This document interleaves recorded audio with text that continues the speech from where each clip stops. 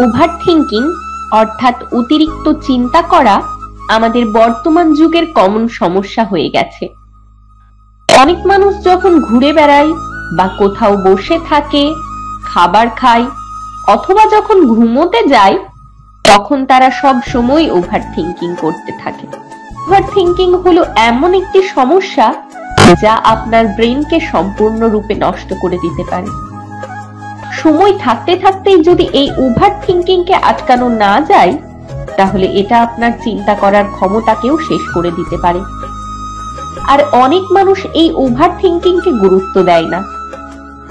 আপনাকে মনে রাখতে হবে, আমাদের ব্রেন হলো আমাদের শরীরের মধ্যে সবথেকে ইম্পর্টেন্ট জিনিস। আমাদের ব্রেন আমাদের জীবন পরিচালনা করে, আর যদি আমাদের এই ব্রেন কাজ করা বন্ধ করে দেয়, তাহলে আমরা আমাদের জীবনে আর কোনো কিছুই অর্জন করতে পারবো না। আর এই কারণেই আজকের এই ভিডিওটিতে বলবো ওভার থিঙ্কিং কাকে বলে এবং ওভার থিঙ্কিং কেন হয়।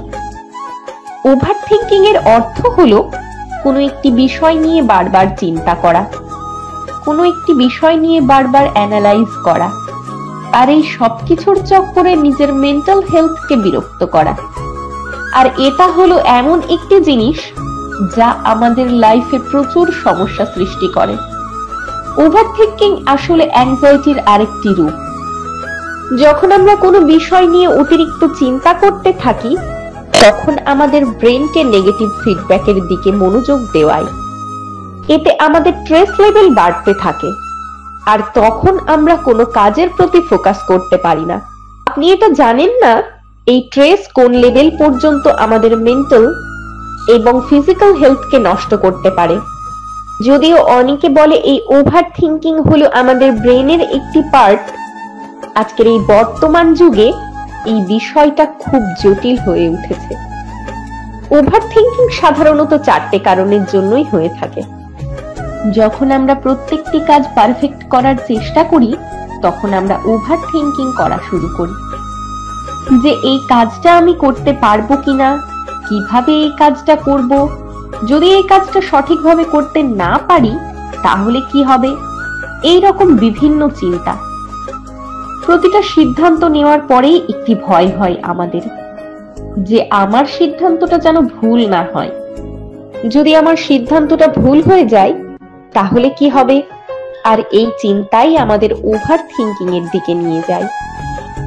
যখন আমাদের মনে হয় কোনো একটি বিষয়ে আমাদের নিয়ন্ত্রণ নেই, তখন আমরা সেই বিষয়টাকে নিয়ে আরো বেশি বেশি করে চিন্তা করতে থাকি। এই ওভার থিঙ্কিং এর একটা বড় কারণ যদি আপনার মধ্যে অনেক বেশি থাকে, তাহলে আপনি ওভার থিঙ্কিং করা শুরু করে দেবেন। ওভার থিঙ্কিং থেকে মুক্তি পাওয়ার জন্য আপনি কিছু কাজ করতে পারেন, যার মধ্যে সবচেয়ে বেশি এফেক্টিভ জিনিস হলো মেডিটেশন। এই মেডিটেশন হলো সবথেকে পাওয়ারফুল একটি টেকনিক এই ওভার থিঙ্কিং থেকে মুক্তি পাওয়ার জন্য। মেডিটেশন এবং ডিপ ব্রিদিং এক্সারসাইজের সাহায্যে আপনি আপনার মাইন্ডকে ক্লিন করতে পারবেন। এটা আপনাকে আপনার লক্ষ্যে ফোকাস করতে সাহায্য করবে। আর যখন আপনি আপনার লক্ষ্যে ফোকাস করা শুরু করবেন, তখন আপনার ওভার থিঙ্কিং করার অভ্যাসটা অনেকটাই কম হয়ে যাবে। মেডিটেশন করার ফলে আপনার মাইন্ডের উপর আপনার নিয়ন্ত্রণ চলে আসবে।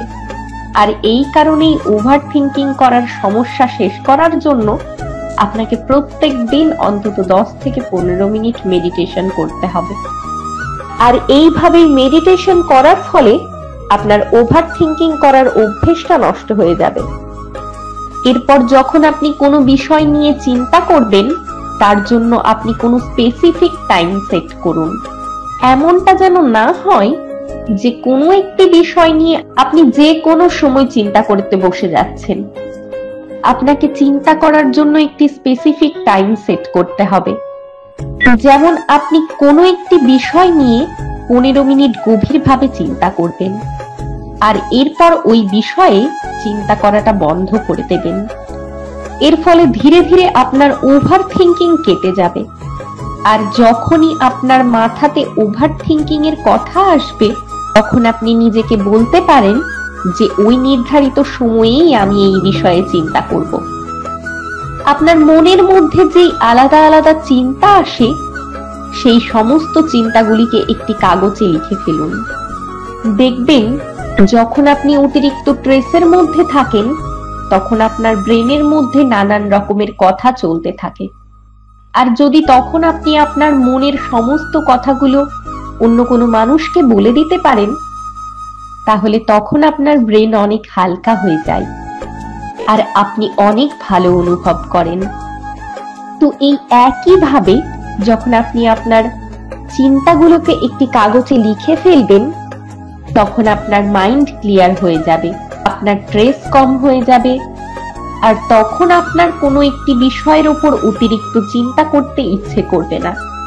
আর এটা আপনার ওভার থিঙ্কিংকে কম করার সবথেকে ভালো একটি উপায়। তো এই সব কিছুর পাশাপাশি শরীর ক্লান্ত, দুর্বল থাকলেও কিন্তু ওভার থিঙ্কিং হয়।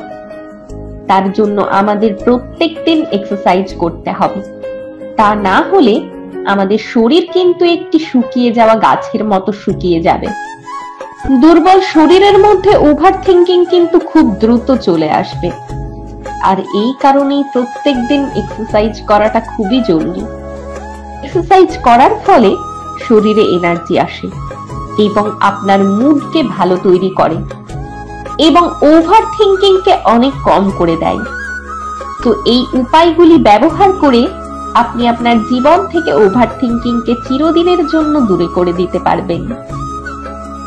আমাদের এই ভিডিওগুলি কেমন লাগে তা অবশ্যই কমেন্ট করে জানাবেন। সবাই ভালো থাকবেন, আবার দেখা হবে।